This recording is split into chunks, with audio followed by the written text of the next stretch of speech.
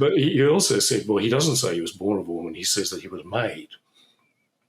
And that's just wrong. That's not true. The verb is ginomai, which is a form of the verb ginomai, and it means to come to pass, to come to be. It's a very broad verb, commonly used in Greek, used in a whole range of different meanings, including being born. So we've got several examples of it being used in that way. In Genesis, for example, it's used several times.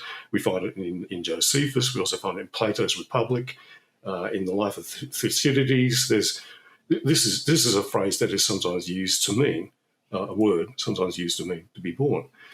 Well, on the one hand, Tim is correct that on occasion, ginomai does mean born to some authors. On the other hand, he is talking about Paul, who uses that word differently than other writers. In this particular context, he only uses that word to indicate divine manufacture rather than a normal human birth, which is why David Fitzgerald says that Paul didn't mean born. If you want to fuck around and find out how incompetent Tim O'Neill is, then please stay tuned.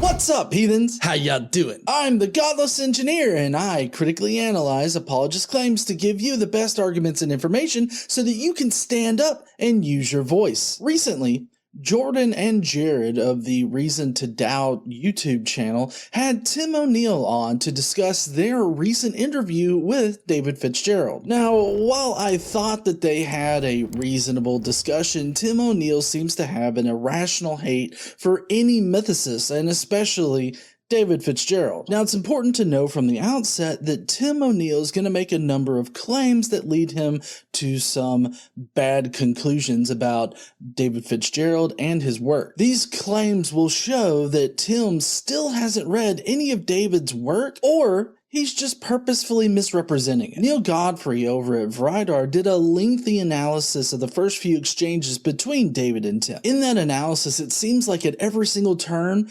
Tim misunderstands or misrepresents what David is literally saying in his book and subsequent blog posts. I think that everybody should read the 10-part analysis by Neil Godfrey, because you'll find that Tim hasn't learned a goddamn thing in the past 10 years. After reading it and watching this video, I doubt any reasonable or rational person would unquestioningly believe whatever in the fuck Tim O'Neill has to say. So if we kind of start off with one of his earlier arguments, he was talking about how he finds some of the verses that are used to indicate that there was a historical Jesus. He finds them a little bit weird. And he mentions one in particular, which was in Galatians 4:4, where Paul says that Jesus was born of a woman.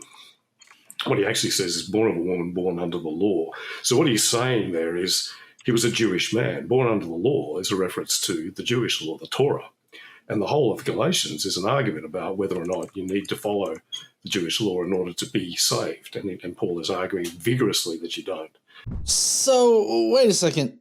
Is the argument here that Jesus was born circumcised? I mean, that's how you come to be under the law. Your dick gets sliced. You make a pinky promise with God wearing your foreskin as a ring or something. The section that Galatians 4:4 appears in is overall an allegory used to explain how Jesus' sacrifice saves you from sin. Allegorically, Paul uses Abraham's concubine and wife to symbolically represent being constrained by the laws of Moses. No one can literally be born under the law because the law is only applied after circumcision on the 8th day after you're born. So it makes no sense for Paul, an extremely knowledgeable Jew, to be suggesting that just being born to a Jewish woman means that you're born under the law. It's more parsimonious with Jewish theology if Paul is speaking allegorically as a way to explain why you don't need to get circumcised as a Christian. Of course, Paul also directly states that all of this is allegory. Now, this may be interpreted allegorically. These women are two covenants. One is from Mount Sinai, bearing children for slavery. She is Hagar. Now Hagar is Mount Sinai in Arabia. She corresponds to the present Jerusalem, for she is in slavery with her children. But the Jerusalem above is free, and she is our mother. Galatians 4:24-26. Tim is going to argue that this particular section isn't in reference to verse 4, but all of this is part of the same argument, so it definitely applies. Paul is claiming that there are two mothers who are representative of two different covenants. One bound by the laws of Moses, Hagar, and the other is the new covenant of heaven given by Jesus' sacrifice, Sarah. So literally interpreting this particular section as a normal human birth makes no sense whatsoever. And Fitzgerald says, well, look, this is weird. Why would he say born of a woman? That's a very strange thing to say. And if you don't actually understand the material you're dealing with, it probably does sound kind of weird, except born of a woman is actually a very common Jewish phrase. We find it all the way through a whole lot of the Old Testament. We find it in the Dead Sea Scrolls, and we also find it a couple of times in mentions in the Gospels. What "born of a woman" means is it's a Jewish phrase meaning or emphasizing someone's humanity. The way that Paul has constructed this phrase is rather peculiar, not only because of the points that we just recently discussed, but also because of the words that Paul chooses to use. This is something that David Fitzgerald mentions in Volume 2 of Jesus Mything in Action. It is actually the word ginomai from ginomai, meaning to happen, become. It can also mean made, as it does in 1 Corinthians 15:45, where Paul says Adam was made, not born, by God, using the same word ginomai as he uses for Jesus. Paul uses it yet again in 1 Corinthians 15:37 when describing the new celestial bodies created by God, awaiting believers in heaven. 2 Corinthians 5:1-5. David Fitzgerald, Jesus Mything in Action, Volume 2, page 114.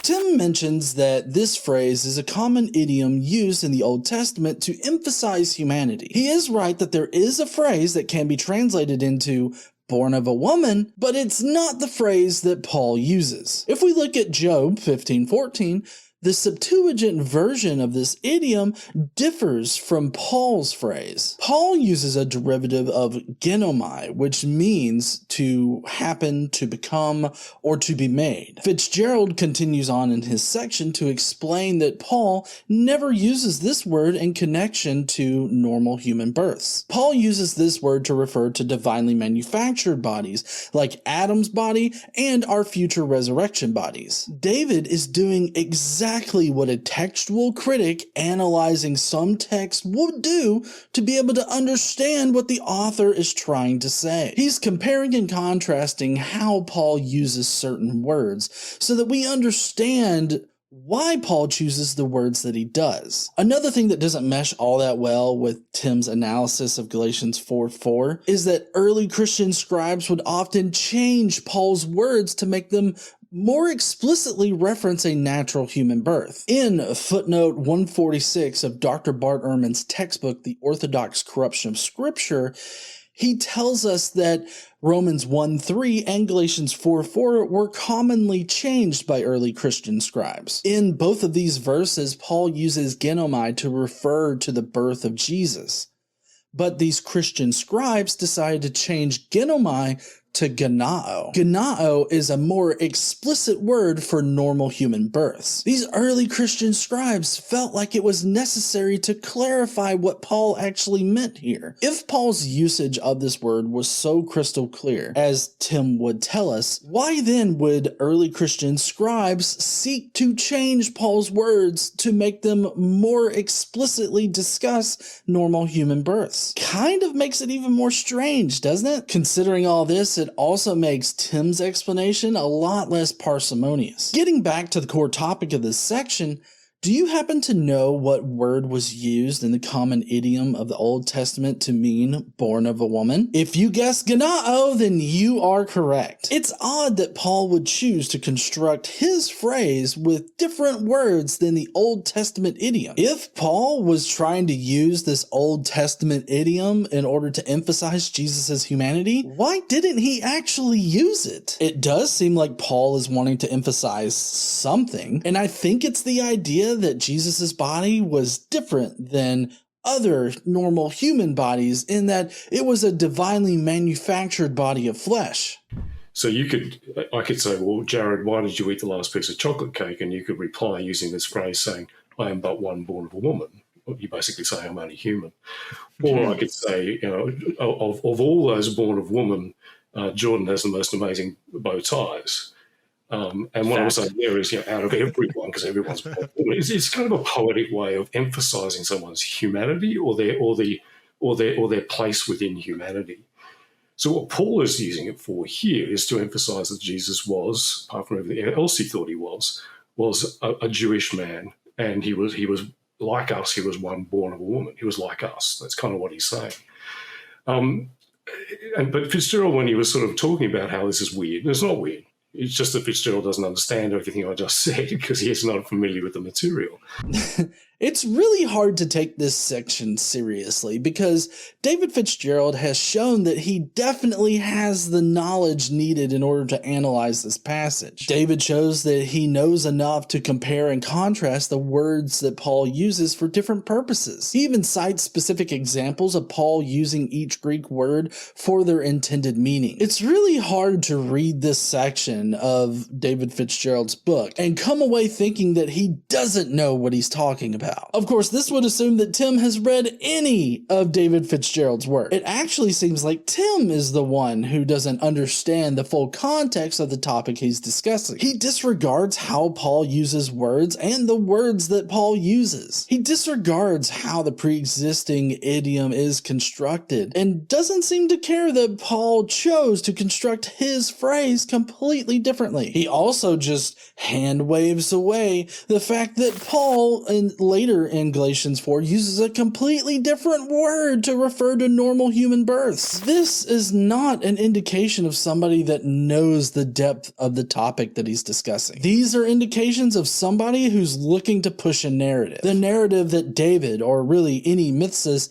just simply don't know what they're talking about. What Tim isn't telling you is that his ignorance of David's position and knowledge has been extensively cataloged since David's first book, Nailed, came out. Needless to say, the only one here being both clueless and disingenuous is Tim O'Neill.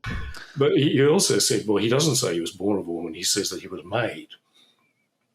And that's just wrong. That's not true. The verb is genomenon, which is a form of the verb ginomai, and it means to come to pass, to come to be. It's a very broad verb, commonly used in Greek, used in a whole range of different meanings, including being born. So we've got several examples of it being used in that way. In Genesis, for example, it's used several times. We find it in Josephus. We also find it in Plato's Republic, in the Life of Thucydides. This is a phrase that is sometimes used to mean, a word sometimes used to mean to be born. What it doesn't mean, though, anywhere is made. But that's an argument that Carrier makes based on some highly dubious linguistics. Tim is correct that ginomai can be used to indicate a normal human birth to other authors. How we can tell what an author means when they use ginomai is by analyzing the context that they use it in. In the context that Tim has cited, they obviously do mean a physical human birth. So, how does Paul use the word? Paul has multiple chances to use ginomai to mean physical human births, but he prefers ginao, the word that is used in the common Old Testament idiom for born of the woman, to indicate a normal physical human birth. Paul only ever uses ginomai to reference 3 different objects: Jesus' body, Adam's body, and our future resurrection bodies. This makes it incredibly odd that Paul chooses to use a word that he only ever uses for divinely manufactured bodies. And remember, Paul extensively knows the Jewish scriptures, so he definitely knows what the idiom is. But he still chooses to render his phrase using ginomai rather than ginao. If he was actually meaning to use the Old Testament idiom, why did he get it wrong? Tim would just hand wave this away as if it was unimportant. But words matter, and the words that the author chooses to use also matter. What Tim is doing is providing his audience with a half-assed analysis of Paul's words. He cherry picks his facts so that he can lead you through his narrative. And he ends this section with either a straightforward lie or a completely ignorant statement. We could be charitable and just say that Tim was ignorant of the information, but considering that he's been talking about this topic for about 10 years or so, I feel like we can't be that charitable. Claiming that the analysis of how a writer uses specific words means less than how writers of the past or just different writers in general use these words is just asinine. And you know what? Even Dr. Bart Ehrman would agree with me on this. But that's not the reason for doing it. The reason for doing it is because you want to see what an author says. When I read Charles Dickens, I just don't assume he's saying the same thing as George Eliot, or that Mark Twain is saying the same thing as T.S. Eliot. I mean, it's like you let each author have his own say. And if it turns out they contradict each other, that's worth noting. But that's not why you're doing it. You're doing it to see what an author has to say. So this isn't like devious linguistics or anything like that. It's just straight reading Paul's words and interpreting what he means given his writing style and his theology. But you can search the corpus of Greek literature in this period, and you won't find this verb meaning made. So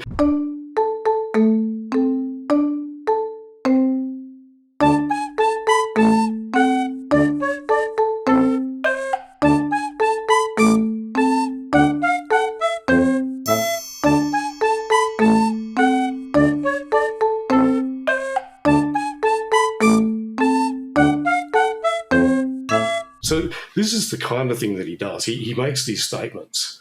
And if you don't know the linguistics, because he doesn't, you would kind of think, wow, he just said something really profound there, but it's factually wrong. So his argument about born of a woman doesn't stand up because it actually does make sense. It is a common phrase, and the way Paul is using it makes sense. And his argument that it's all symbolic, it's not. The whole argument of Galatians is who was born under the law and who wasn't. So it's all about lineage. And he's saying Jesus was born of a woman. He's not saying it symbolically. He's talking about a guy who was actually born.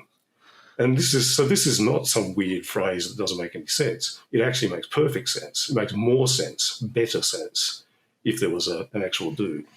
Well, first of all, he's presenting a straw man argument. The claim is that only the very end of Galatians 3 and all of Galatians 4 are part of the allegory. And we've already discussed how nobody is born under the law because it requires circumcision days after your birth to be placed under the law. Next, Paul directly tells us that it's allegorical. And as we have shown, the Old Testament idiom, born of a woman, is constructed completely differently in Paul's epistles. To willfully ignore this is just disingenuous. Another thing that Tim said is that you won't find any references that use ginomai to mean made or manufactured. But this is just false. Just check out Matthew 4:3.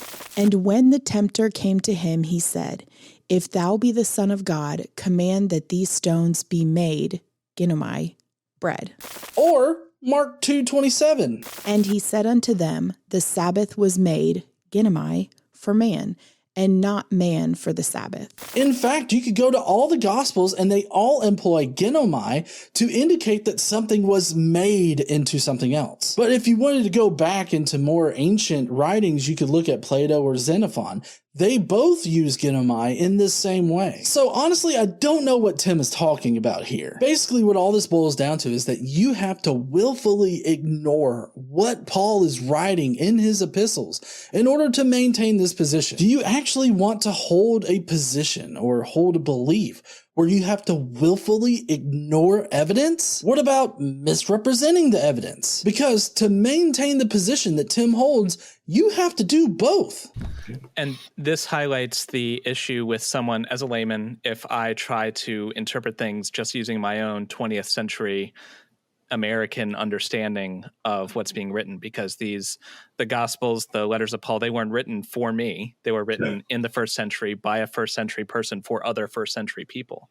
And so that's why it's super important to, as skeptics, to talk to experts or to read the literature of the people who study this time period, because, there's a lot of things that would seem weird to us that were completely normal to them.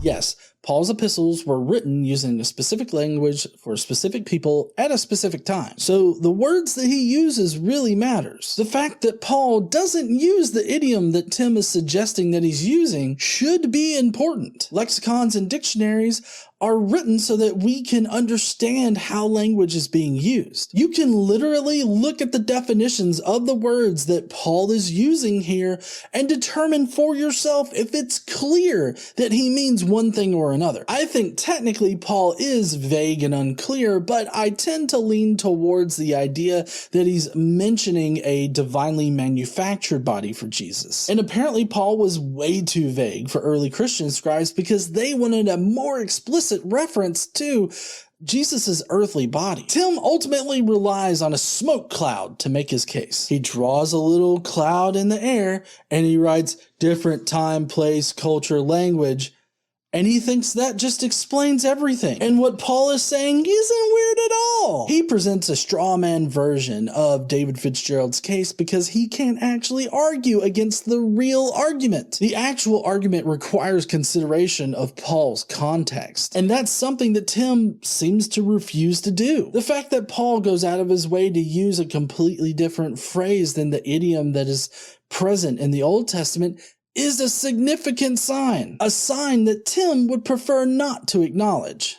And vice versa. And certainly the language thing is an issue because we're not just dealing with English translations of, in this case, Greek texts. We're also usually dealing with Christian translations of Greek text. And this is why going back to what the Greek actually says, so it's not being filtered through theology, is important as well. I do agree that reading Paul in the original Greek, as well as using the Septuagint, the Greek translation of the Old Testament, are important things to do. But the thing is that you don't have to be an expert in Koine Greek in order to be able to analyze the words that Paul is using. There are several tools out there that will help you understand the words that Paul is using. When you do that, you will notice a stark difference between the words that Paul uses to reference normal human births and when Paul is talking about divinely manufactured bodies. Don't allow someone like Tim to come in, draw a smoke cloud in the air, and write some bullshit reason on it as a sufficient answer for these questions. In this video, we found more of the same coming from Tim. He is obstinately sticking to his position in the face of counter evidence. It's the same thing that religious zealots do when you try to prove to them that creationism isn't true. They reject the counter argument without considering it because they don't really want evidence. They only want evidence that's going to confirm their pre-existing beliefs. Tim is willfully ignoring several facts about Paul that should affect his conclusion, but he just hand waves away all that information. Well, heathens, that's going to be it for me today. If you will, please go down below and let me know what your thoughts are on Tim's position down there in the comments. And while you're down there, why don't you smash that like button and subscribe if you like this kind of content. Don't forget to stand up and use your voice. Bye, heathens.